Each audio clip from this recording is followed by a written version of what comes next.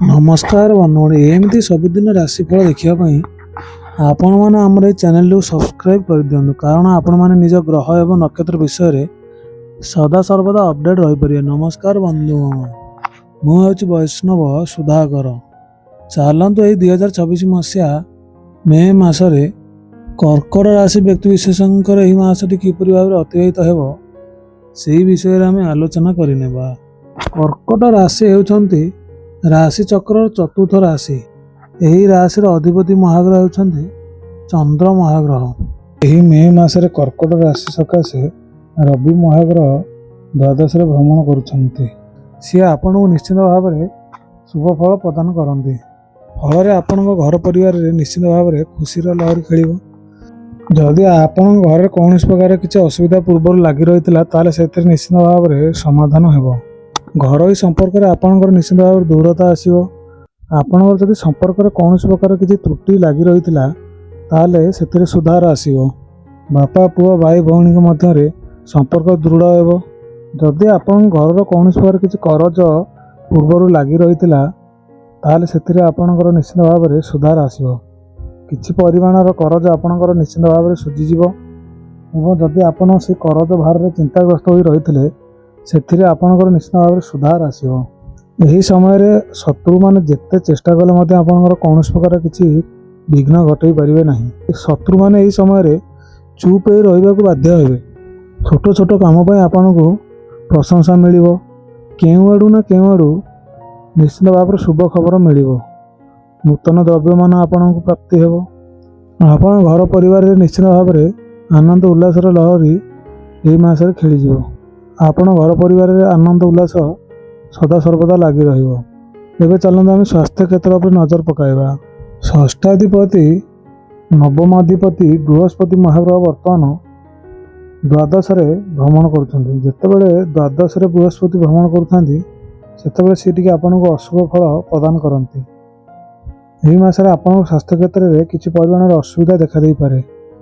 सेमिति विशेष बार बहुत परिमाण कौन प्रकार किसी क्षति हो ना किंतु सामान्यतम आपणकर ठंडा खासा लगी देह प्रायतः समय खराब हो। पेटरे जंत्रणा हो। पेट रोग गैस बद हजमी भली आपणकर समस्या देखा देव। तेणुक आपण यही समय मसला जातीय खाद्य ठारू एवं आमिष जातीय खाद्य ठारू टे दूरे रुहतु। एबे चलतु आम व्यवसाय क्षेत्र पर नजर पकाइबा। रवि महाग्रह द्वादश उच्चस्थ हो रही। रवि महाग्रह द्वादश बुध सहित एक स्थित हो बुधादित्य जोग सृष्टि करिसेंती। फल आपणकर व्यवसाय निश्चित भाव में शुभ हो। जो मैंने चाकरी खोजी खोजी नयांत हो गले से यही मास निश्चित भाव में केउटा ना केउटा चाकरी मिलवार बहुत संभावना रही।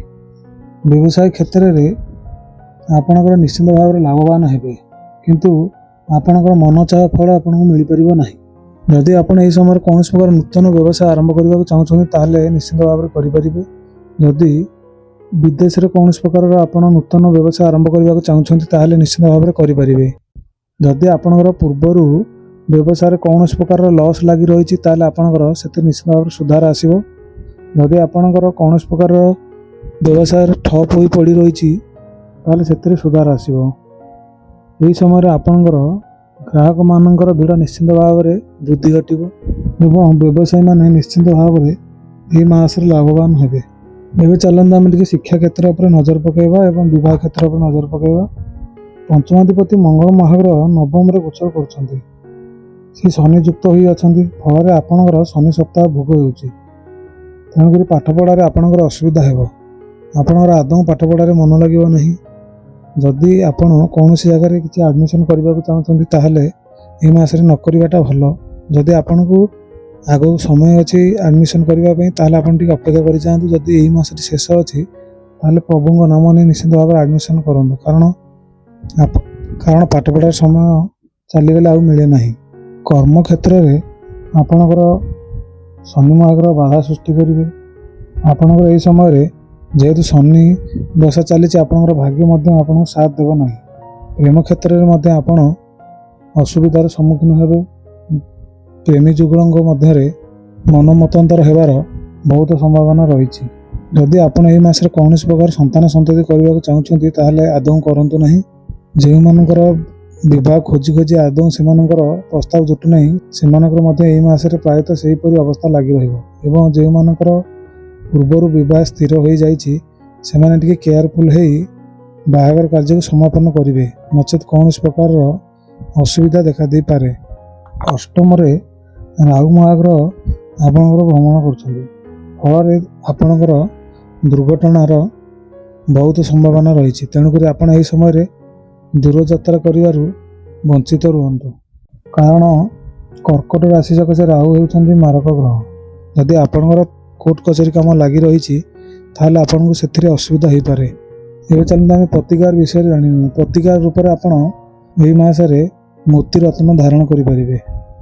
ଯେହେତୁ ଆପଣଙ୍କର ଶନି ସପ୍ତାହ ଚାଲିଛି, ଶନିଙ୍କର ଆରାଧ୍ୟ ହେଉଛନ୍ତି ଶିବ ଶମ୍ଭୁ ଏବଂ ହରିନାରାୟଣ ଏବଂ ବୀର ବଜରଙ୍ଗୀ। ତେଣୁକରି ଆପଣ ପ୍ରତ୍ୟେକ ସୋମବାରରେ ଏବଂ ଶନିବାରରେ ଶିବ ମନ୍ଦିରରେ ଯାଇ ଜଳ ଅର୍ପଣ କରନ୍ତୁ କିମ୍ବା କୌଣସି ହନୁମାନ ମନ୍ଦିର ଯାଇ ଦିନକୁ 11 ଥରରୁ ଅଧିକ ହନୁମାନ ଚାଳିଶା ଜପ କରନ୍ତୁ ଏବଂ ଦିନକୁ ନିଶ୍ଚିତ ଭାବରେ ସକାଳେ ଏବଂ ସନ୍ଧ୍ୟାରେ 2 ମାଳ 4 ମାଳା ହରିନାମ ମହାମନ୍ତ୍ରକୁ ଆପଣ ନିଶ୍ଚିନ୍ତ ଭାବରେ ଜପ କରନ୍ତୁ। ଏହି 3ଟି କାମ କରିବା ଫଳରେ ଶନିଦେବ ବହୁତ ଶୀଘ୍ର ପ୍ରସନ୍ନ ହୁଅନ୍ତି।